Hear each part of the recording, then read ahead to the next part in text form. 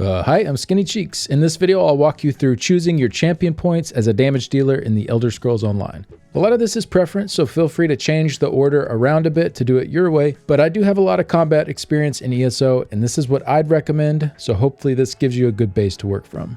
So we'll start off in the blue constellation Warfare. These are the perks that will be contributing to our damage. There are passive nodes that will be active at all times and slotted nodes that are only active if you have them equipped. And you can only equip 4 of these at a time. So I have 2 potential pathways that I'll walk through. The first will be a more recommended balanced route. This mostly focuses on damage, but strays from that when the value is just too good to pass up for defense. And then the second route will be going all damage first. So if you're just wanting to test on the training dummy or you're running content where you're not worried about dying, this is an alternate setup that just shoots straight for all the damage right up front. These will be split into magicka and stamina setups. There aren't too many differences between those two, but the order will slightly change depending if you're stacking into magicka or stamina as a damage dealer. For the purpose of calculations, I also assumed 60% magical damage and 40% martial damage for magicka characters, and then vice versa for stamina. Obviously, this will vary a bit from build to build, but at the end of the day, it only really matters for determining the sequence that you take in leveling, so you'll end up with all the same stats anyways once you hit around 1200 champion points. So we'll start off by taking Eldritch Insight on magicka builds or Tireless Discipline on stamina builds. This is just a little bit of magicka or stamina, and the real reason we're unlocking this is because it is required to open up the Staving Death constellation. So this will be a common theme as the stars you unlock have to be connected, so sometimes you have to take a less desirable choice to make your way to the more optimal one.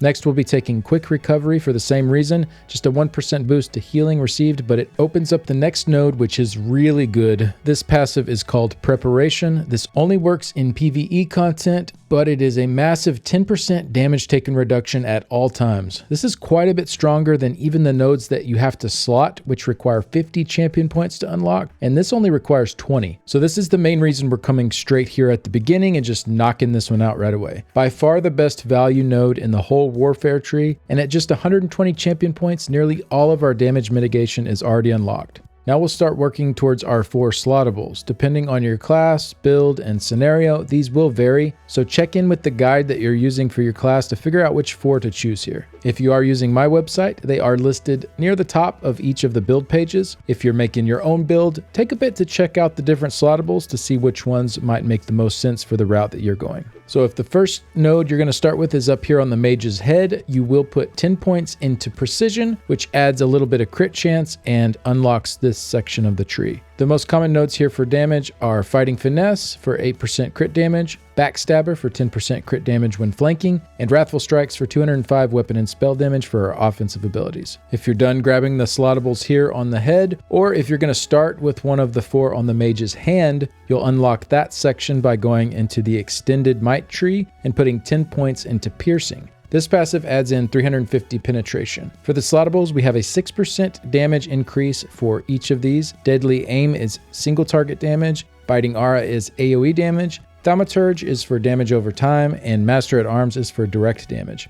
There's also a section of damage Slottables within the Extended Might tree. Some popular ones here are Weapons Expert. This increases your light and heavy attack damage by 20%. This is a must-have for heavy attack builds. Exploiter gives 10% damage done against off-balance enemies. This is really strong if you or someone in your group is providing off-balance. Then finally, Force of Nature. This increases penetration against enemies based on how many status effects they have on them. This can be really nice if you need some extra penetration, but isn't as commonly used as the others.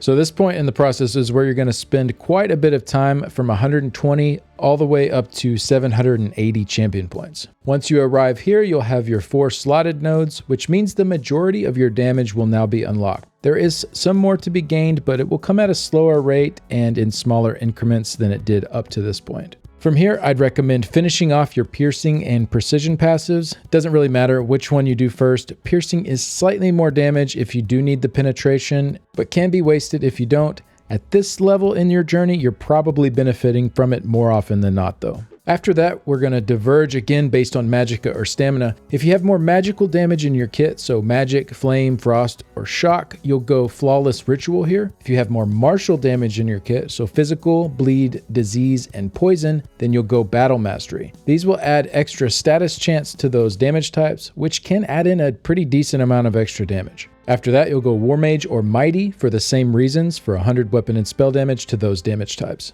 Next up, you'll flip and do the opposite, so Battle Mastery and Mighty for Magicka, and Flawless Ritual and War Mage for Stamina. This does assume you still have some of those types of abilities in your kit, that 60-40 split I was talking about earlier. If you are really heavily into only Magical or only Martial, you could skip this step here at 1050 champion points and just go ahead and finish up your Magicka or Stamina resource instead with Eldritch Insight for Magicka and Tireless Discipline for Stamina. But I think for most setups, just grab them in the order that you see here. And at this point, we have all of our damage from the Warfare tree. Alright, after that we'll head back to the Staving Death section and finish off our defenses with Elemental Aegis and Hardy for 2% damage taken reduction to magical and martial damage. And at this point we're done with our mitigation from the Warfare tree. You could take these a little sooner as well if you want to grab them at CP level 1050. You're not really giving up too much damage, up to you and your preferences really. Now at this point you could continue to fill out the few remaining passives, or you could start working on some additional slottable stars so that you can swap different ones in and out without having to pay that 3k gold respec fee. That's really up to you and how important that is to you. The last 3 passives will be for our off resource, more healing received, and healing done.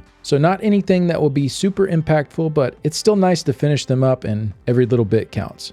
So that'll wrap up the leveling for the balanced route. For the damage first route, it's pretty much the same, except instead of taking preparation up front for the 10% damage taken reduction, it's pushed back until all of our offensive stuff is taken care of. So you do get to your damage a little bit sooner in this route, but you will be taking more damage along the way. You could also split the difference and start working on preparation right after your slotted stars are finished up. It's really up to you and what matters more to you in that leveling process. All right, next up we have the Red Fitness Tree. This constellation is mostly focused on defense, sustain, and movement. I recommend starting in the top left with these 3 slottables here: Boundless Vitality, Rejuvenation, and Fortified. These give 1400 max health, 90 extra health, magicka, and stamina recovery, and 1731 armor. This is the order I would take them, but feel free to swap those around depending on your preferences. Next, we'll take Sprinter and Hasty, which reduces sprint cost and increases sprint speed, but these are mostly just to unlock the pathway to Hero's Vigor. So this is a passive that adds in another 560 max health. So at this point, at 564 champion points, you'll have all of your health nodes taken care of. From this point, fitness is quite a bit different from the Warfare tree. The route you'll take has so much to do with your own personal preferences and the specific content that you're engaging with. There isn't really a right way to do it. The passives here are not too impactful, but they are nice to have if you have the spare champion points. I see a lot of people focusing on extra slottable nodes to freely swap in and out before filling out all of these passives. But if you do find a particular need here with one of these, feel free to grab them early. On the other hand, many of the slotted nodes can be very situationally useful, so that's why a lot of people start stocking up on these. So I'll go through a few of my favorites. Bastion increases your damage shield size by 15% and increases your damage done to enemies with damage shields by 15%. This is a really nice option here for defense, and the second half of it isn't normally too relevant. However, there are some fights such as Zalvaka and Rockgrove where you can get a noticeable increase to damage by slotting this due to shielded enemies. Next, we have Spirit Mastery. This is probably the strongest node here overall if you are in a progression group.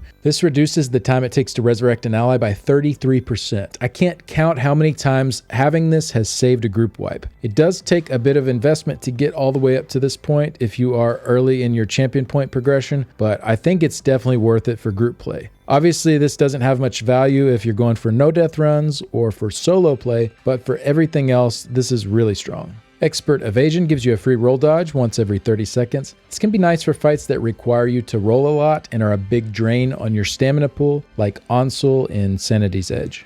Celerity is a 10% increase to movement speed. This is just a nice all-around node to have as it works both in and out of combat. Sustained by Suffering adds 150 recovery if you are under a negative effect. There are many fights in the game where you'll be constantly afflicted with something, so if Sustain is troubling you, this might be a good solution here. Siphoning Spells and Bloody Renewal are also great sustain tools as they restore resources when you kill an enemy. This does require you to get that killing blow, however, so these are most optimal for solo play. They're still decent in 4-person groups if you're having sustain trouble, but I would not recommend them for 12-person trial groups as you won't get enough killing blows to make good use of it. That said, there are some niche trial encounters like Bosse Hard Mode if you go into the portal, where this could give you a lot of resources back and be really useful. Next up, Slippery. This is another niche option that allows for a free automatic break free once every 21 seconds. This can be useful in fights like Talaria and Dreadsail, which are particularly tough on your stamina pool and have frequent CCs to deal with.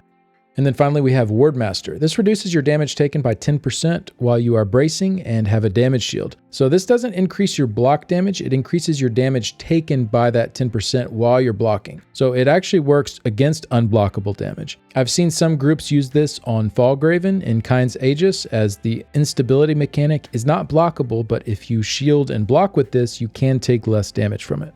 Now, these aren't all the slottable nodes, but these are the ones I typically find myself using as a damage dealer. There are a lot here, so it does end up taking quite a lot of champion points to get to a point where you don't need to spend gold to swap them around, but hopefully this gives you some ideas on which ones you want to go for different scenarios.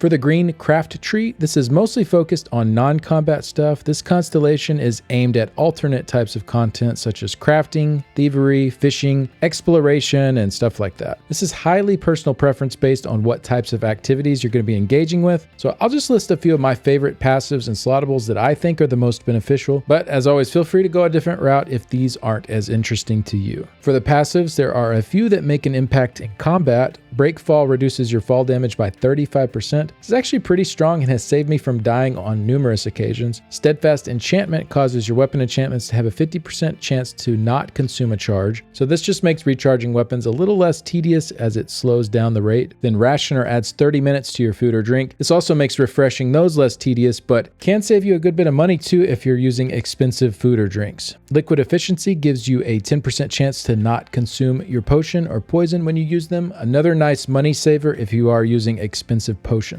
Then there's some other non-combat related passives that I also like to prioritize. Gilded Fingers for the 10% increased gold received from quests and looting. Meticulous Disassembly for improving the chance of receiving high quality materials when you deconstruct items. Plentiful Harvest, which gives you a 50% increased chance to get double resources from a node. This does work on surveys as well, so you can get a lot of extra mats this way. And then Homemaker gives you a 10% chance to get a second furnishing plan when you loot one. Every once in a while, this could mean obtaining a very high value extra plan. Some people like Professional Upkeep for the repair cost reduction. Personally, I have a lot of repair kits at this point. I'll never need to pay for repairs again, but it could be useful if you aren't in a similar situation. For the slottables, there aren't a ton in this tree I really prioritize, but I'll go through the ones that I do. We have Steed's Blessing. This is 20% movement speed increase while not in combat. Not only is this great for quality of life, but I actually think this is one of the more necessary combat ones to slot too, as there will be a lot of time in between encounters where you're moving from one set of enemies to the next, and running random dungeon dailies or running in a trial, you're likely to get left behind if you don't have this slotted. So this is typically the first slottable I'll go for. It's just such a nice quality of life improvement to be able to move around that much faster. Master Gatherer is probably the second slottable I'd go for, just a nice time saver to only take half the time to loot nodes. And then finally, Gifted Rider is a 10% increase to your mounted movement speed. Not anything too crazy, but hey, if you have the spare points for it, you will move a little bit quicker with this slotted. So I hope this helps you navigate the champion system a little bit better. Let me know if there's any slottables or passives that I didn't cover that you think are really good. I know I didn't dig too much into the thieving and fishing type activities. I don't really engage with those too often, but I know other people out there really enjoy them. And again, as with all my guides, treat this as a base to work from. You can do exactly what I did, but don't feel like that's the only route you can take. ESO is a very situational game, so ideally this helps you learn the fundamentals so that you'll know what is best to apply to your situation. Thank you so much for watching. Big thanks to those that have supported with Patreon and YouTube memberships, and a special thanks to these folks here. I really couldn't keep doing this without you. I'll see y'all in the next one. Bye.